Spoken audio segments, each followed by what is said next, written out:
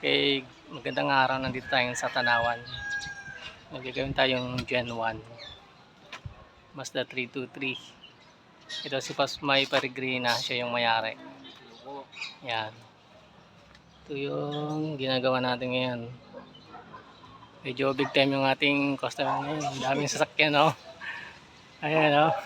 May Rush, saka ano, meron pang Grandia, saka yun, no? Honda CR-V. Yun. Big time. Driver Yan, no?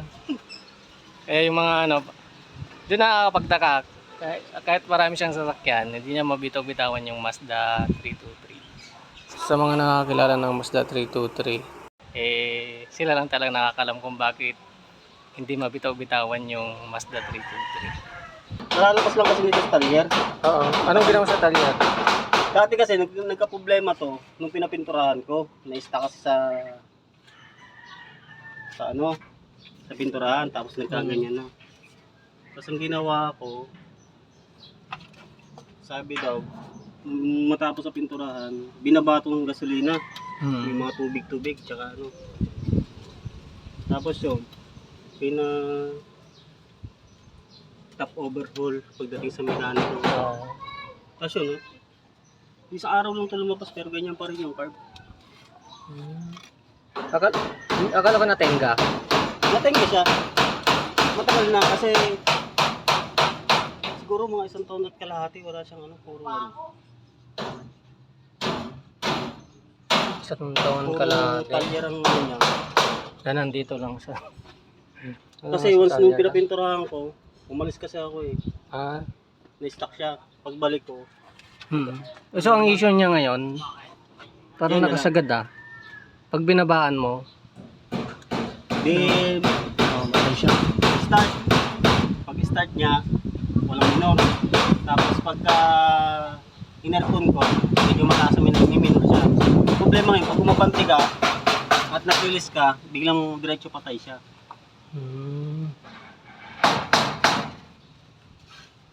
Sige nga, Paps. Hard starting hindi. Hard starting siya. Hard starting. Medyo napainit na yata.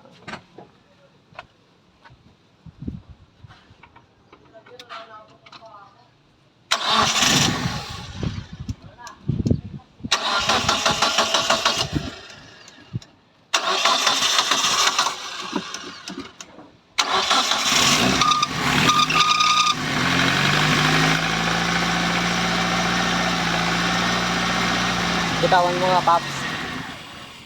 Ay, okay. Wala ding minor. Sige, Paps. Okay na. Check na lang natin.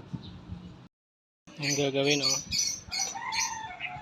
kakahuyan yung isa.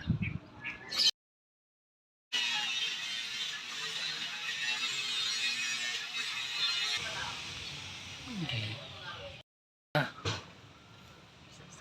First start, Paps. Ayan si Paps.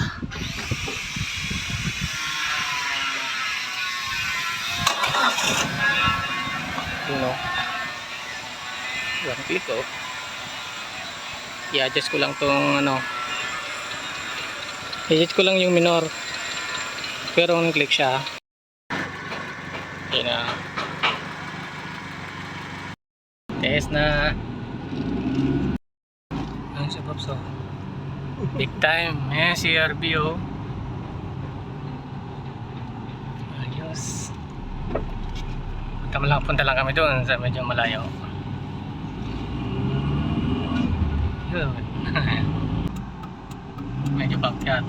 Tingnan natin yung response. Yun. Bakit yan? Okay, dito na kami. Ano masabi mo, Paps? Ayos na ayos. Malayo sa dating. Matagal ko nung tinitiis. Ngayon okay na. Walang palang sagot. Thank you, Paps. Ayan, balik na kami.